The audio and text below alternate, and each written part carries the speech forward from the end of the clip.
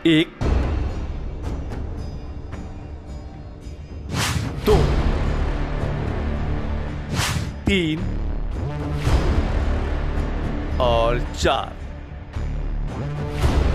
आगे बढ़ेंगे तो ये छठा और ये 7वां भी। तस्वीरों में दिख रहे सिर्फ नंबर नहीं है, बल्कि प्रमाण है कि संभल में भड़की हिंसा आम नहीं थी, ना ही अपने आप ये हिंसा भड़की थी। इसमें बाहरी लोगों का हाथ होने का जो शक था वो अब और गहरा हो गया है।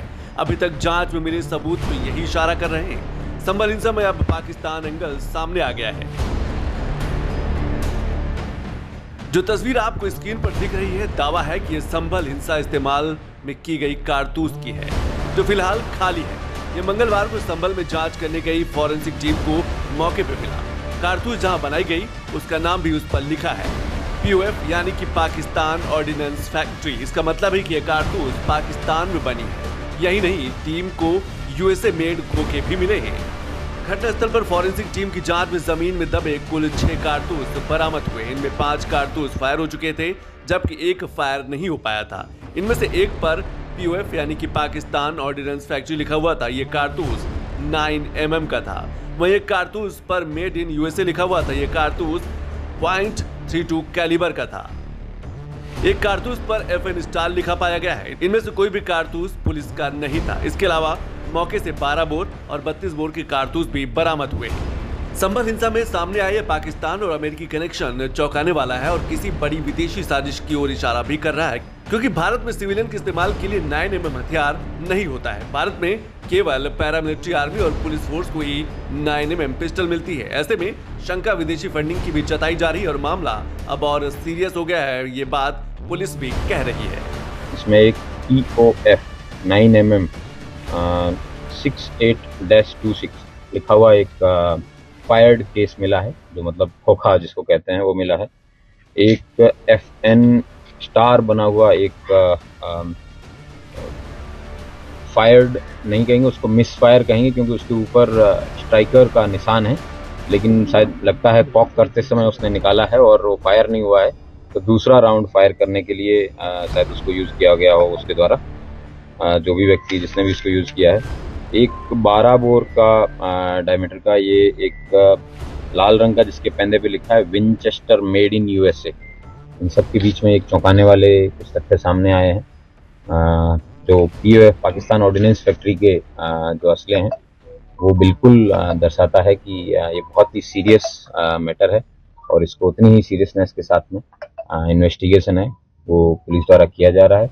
मैं उम्मीद करता हूं कि जो CCTV फुटेजेज हैं, स्पेशली ये जो जिम है जिसका CCTV फुटेज इन लोगों द्वारा बहुत जल्दी तोड़ दिया गया था, बाद में इसकी DVR भी रिकवर की गई है, लेकिन DVR में भीड़ के इकट्ठे होने तक की DVR है और भी CCTV है, उनको भी हम खंगालेंगे। बहुत ही अनफॉर्चुनेट इंसिडेंट है, लेकिन इसको प्रॉपर तरीके से इन्वेस्टिगेट किया जा रहा है, SIT बना के इन्वेस्टिगेट किया जा रहा है।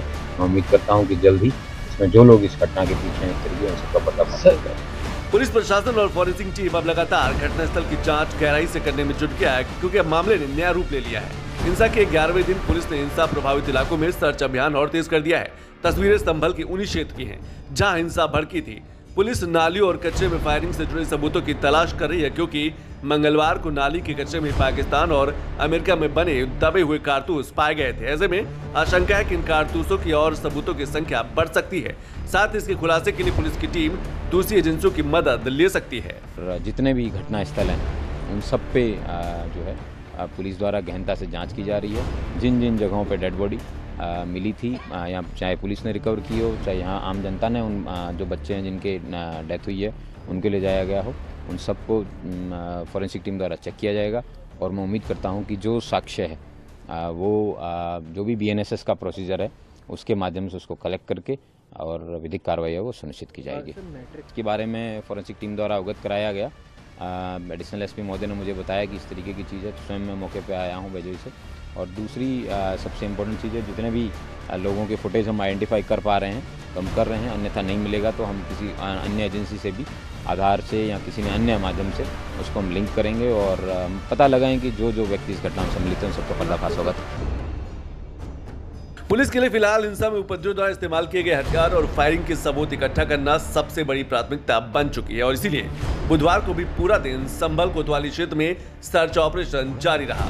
दूसरी तरफ पाकिस्तान कनेक्शन सामने आने के बाद सियासत और तेज हो गई है। बीजेपी जहां आरोपियों पर कार्रवाई करने की बात कर रही है, तो अखिलेश यादव एक बार इसका आरोप भी प्रशासन पर ही मरने में जुट गए हैं। ये गंभीर चिंता का विषय है और उसकी जांच हो रही, न्यायिक जांच भी हो रही, पुलिस भी जांच कर रही है और जांच करके जो उसके असली अपराधी होंगे उनको खोज निकाला जाएगा, उनके खिलाफ कानून के हिसाब से कठोरतम कार्रवाई सुनिश्चित की जाएगी। बहुत सारे असले, बहुत सारे आर्म्स जो पुलिस फोर्स के पास हैं वो अमेरिका के हैं। बहुत सारे फोर्सेस के पास जो आर्म्स हैं दूसरे देशों के हैं। और ये कोई नई चीज़ नहीं है यूपी पुलिस के लिए। यूपी पुलिस कितनी बार पकड़ी गई, आपको याद है? विधानसभा में इन्होंने एक पुड़िया को कहा था कि आरडीएक्स है। उनको ये अच्छी तरह पता है कि वहाँ पर जो कार्टेज मिले हैं पाकिस्तानी हैं, 9mm के हैं, अमेरिका के बना हुआ कार्टेज वहाँ पर मिला है। यानी प्रतिबंधित हथियारों का प्रयोग वहाँ पर जो दंगाई हैं उन्होंने किया है, ये जान रहे हैं। और ये भी जान रहे हैं कि उसमें साजिश कोई छोटी मोटी नहीं है। जब कारतूस पाकिस्तान के और अमेरिका के मिल रहे हैं तो इसमें कोई शक नहीं है कि साजिश भी विदेश की हो सकती है।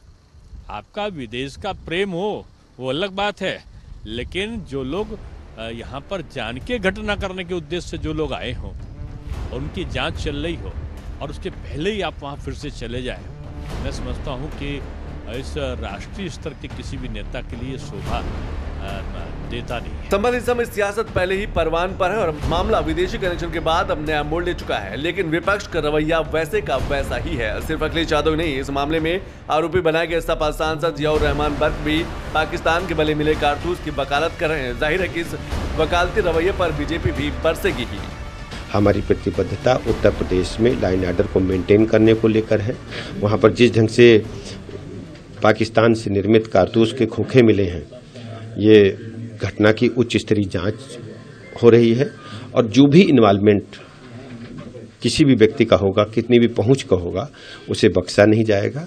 हर स्थिति में जो पीड़ित पक्ष हैं उनको न्याय मिलेगा और निष्पक्ष जांच होगी और जो भी दोषी होगा उनके खिलाफ कड़ी कार्रवाई होगी। हमारे चाहे समाजवादी पार्टी हो या विपक्ष हो, वहाँ जाना चाहता है, लोगों के दुखों में शरीक होना चाहता है और उसके साथ साथ हम उन लोगों की जो मदद करना चाहते हैं और देखना चाहते हैं किस प्रकार घटना को अंजाम दिया गया है।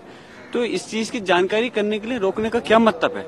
मेरी तो समझ में सिर्फ यही आता है कि इस दौरान ये लोग बाकी जिन लोगों के साथ में टॉर्चर कर करके जो पीड़ित परिवार हैं उनके अंगूठे सिग्नेचर करके फर्जी रिपोर्ट जो लिखवाई गई है और जो इनकी बची कुची साजिश है उसको अपना कामयाब कर लें और उसके साथ साथ इनके करतूतों से पर्दा नहीं हट सके, इसलिए रोकने का प्रयास किया जा रहा है, जो कि बेपनाह गलत है। हम इसकी कड़े शब्दों में निंदा करते हैं। संभल में फॉरेंसिक टीम को कुछ कारतूस ऐसे मिले हैं जो पाकिस्तानी आर्मी द्वारा मेड है, यानी भारत के भीतर गृह युद्ध छेड़ने के लिए, जंग छेड़ने के लिए साजो सामान तक उस लोगों ने तैयार करके रखा है। और इनके लिए कैसे वकालत करने का काम आज विपक्ष के तमाम नेता कर रहे हैं। ये वो लोगों के साथ खड़े हैं जो पाकिस्तान के असलहों के साथ हिंदुस्तान की पुलिस पर फायर झोंकने से बाज नहीं आ रहे। ऐसे लोगों के खिलाफ आतंक निरोधी कानूनों के तहत कठोरता से कार्रवाई करने की आवश्यकता है। ये देशद्रोही लोग हैं, इनके प्रति किसी प्रकार की उदारता नहीं हो सकती, कोई मुरव्वत नहीं हो सकती। फिलहाल तो संभल में शांति बनी हुई, लेकिन विपक्ष बदलते दिन के साथ मामले में जो रवैया अपना रहा है वो अब गंभीर सवाल खड़े कर रहा है। आखिर विपक्ष की ऐसी भी क्या मजबूरी है कि वो पुलिस प्रशासन का एक भी तर्क सुनना नहीं चाहता है, जबकि हिंसा से जुड़े हर सबूत बड़ी साजिश की ओर इशारा कर रहे हैं।